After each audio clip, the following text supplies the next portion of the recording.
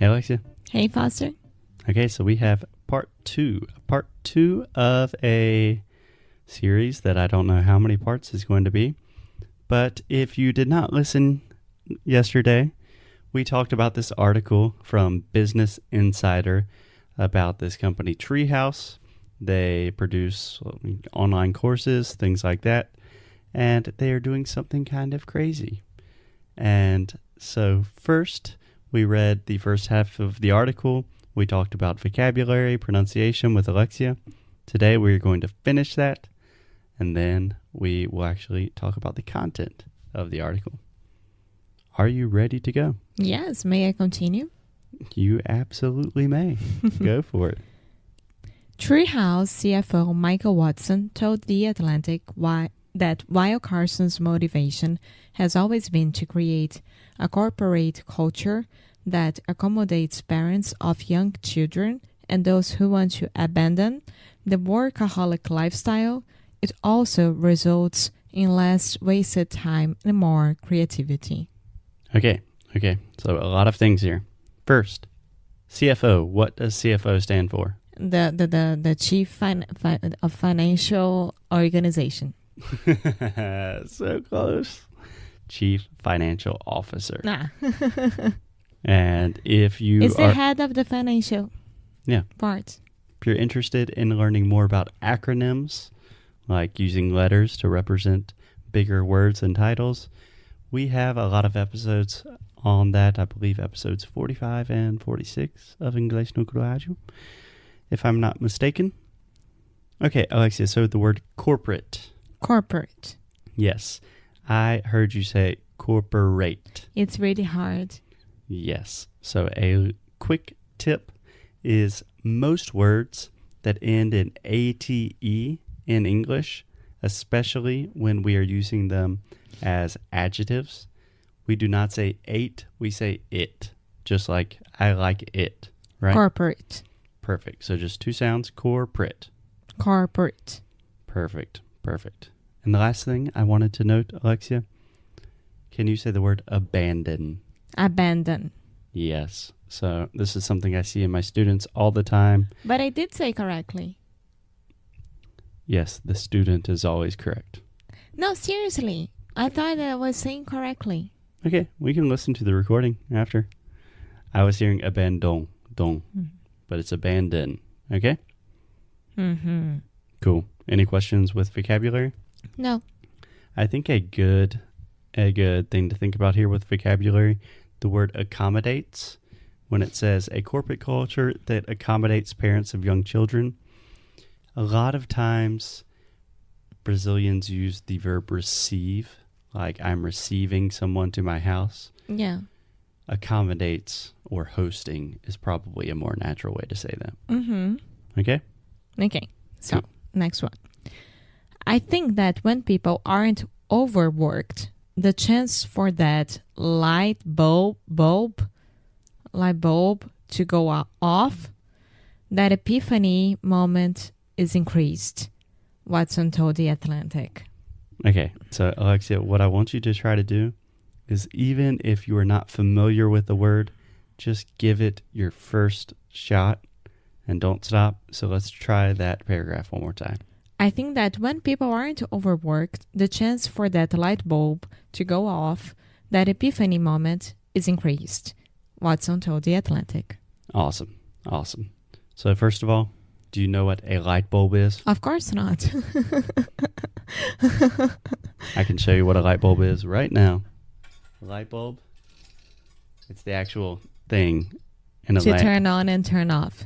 It's the object. It's not the switch. It's the object. It is the light.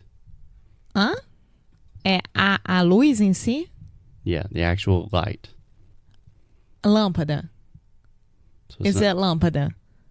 Yeah. That you put it Exactly. on and off. A Exactly. lâmpada. Light bulb. I didn't know that. Mhm. So I need to buy some light bulbs to my house. Perfect. You would not just say, I need to buy some light bulbs.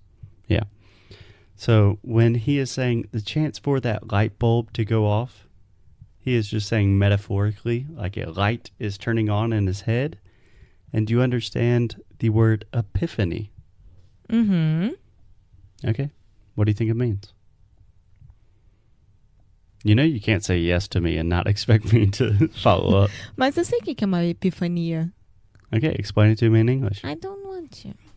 Because I'm gonna say wrong things. Alexia, you are the cobaya. This is your job. No. So give me your best shot. How would you explain what a light bulb moment or an epiphany is in English? Dun, dun, dun, dun, dun, dun, dun, dun, dun, dun, dun. This is not helping. I don't know. So an epiphany is kind of that moment where everything makes sense. You have a brilliant idea, like there's a revelation.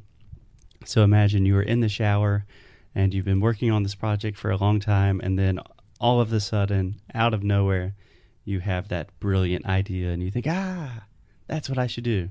Everything makes sense. That's an epiphany. Yeah. Yeah. So you knew all that? I did. Okay, great. I believe you. Cool. Okay, you want to do the next one?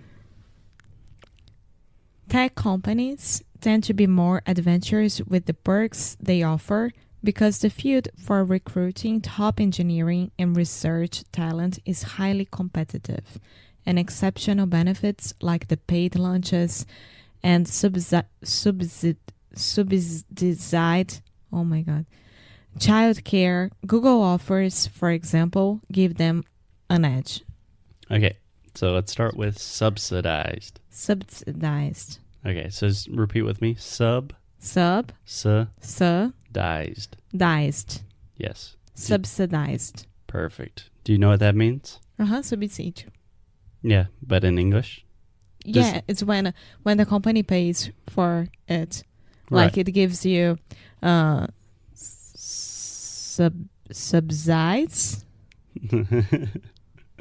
You could say it gives you subsidies, but we would normally just say a company subsidizes something. So it's just when a company or an organization is paying for part of something. Yeah. Right? So it takes care of your health, things like that. Yeah. Normally, you can use subsidized in a lot of different situations. Like we have subsidized housing in the U.S., in which the government pays for part of your rent. Mm-hmm. Right? So it's just an organization or company paying for a part of something. Okay. Okay. Alexia, do you know what the word perks means? Where is it? Yeah. It's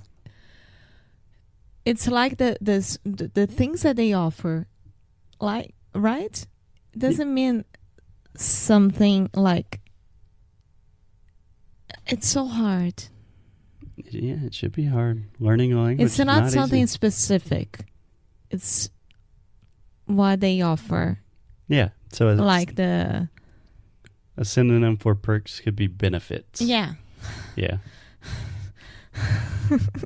So perks, we normally use perks directly in relation with companies. And perks are kind of the cool things that a company offers. Like at Google, they have like free lunches and little poofy beanbag chairs and stuff like that.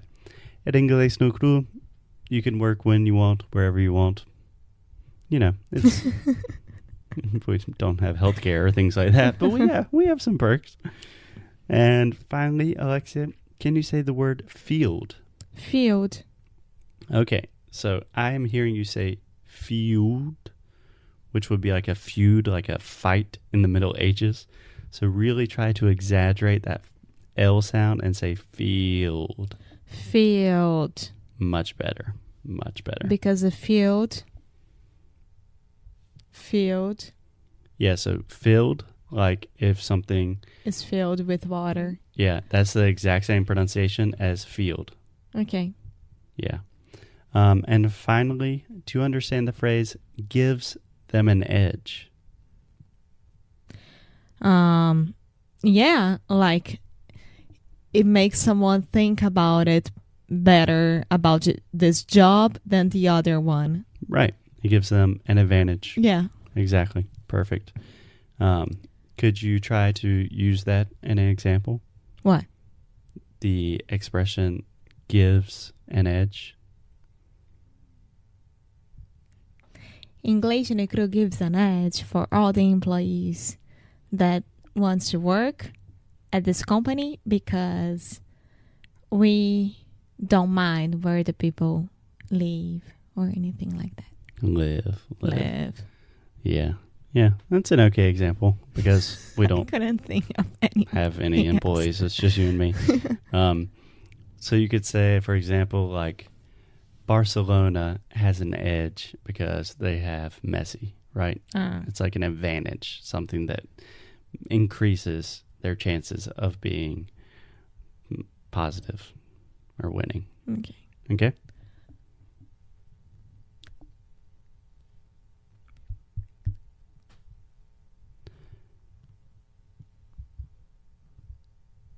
Okay, so Alexia, we have a lot of material. So we will finish the article in this next episode, and then we will talk about it. This stuff is hard. It takes a long time, yeah? Yeah, I think so. And people can read the article because I put it on the description. Yeah, it's in the show notes. Yeah. So at the end of all of this, we will have just one audio of Alexia reading, one audio of me reading, so you can listen with us. You can train the same vocabulary, pronunciation, and you can speak like a true American businessman or woman. Perfect. Okay, we will see you guys soon. Bye.